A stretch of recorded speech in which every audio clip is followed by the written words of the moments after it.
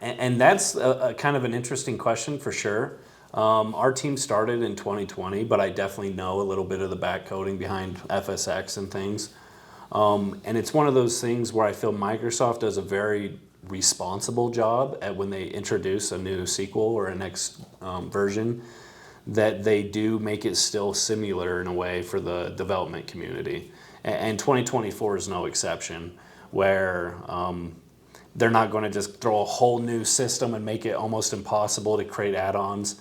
I mean, as you know, it's backwards compatible, so there's a lot of layers that are already in 2024 for 2020, and it just kind of makes it real easy on us as developers, where we can take what we've already learned in 2020 and then just add the new features on top of that. So yeah, I think for us, the addition of the JavaScript HTML avionics framework in 2020 was what got us as Working Title interested at all in doing flight sim development. So that technological leap from the previous generations, where now we could use modern web development languages to build complex avionics systems, that really enabled our work.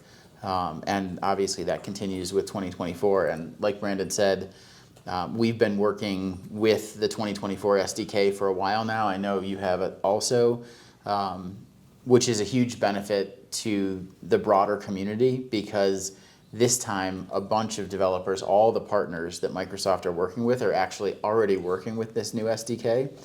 So it's going to have a lot of testing, a lot of feedback already. So I think third-party developers can expect a really positive environment. Yeah, I mean, everything from 2020 that we've just dropped into 2024 has worked. We are upgrading systems. So Seb walked through in the presentation, there are a bunch of new aircraft systems. And we've done a bunch of flight plan work that requires some upgrades.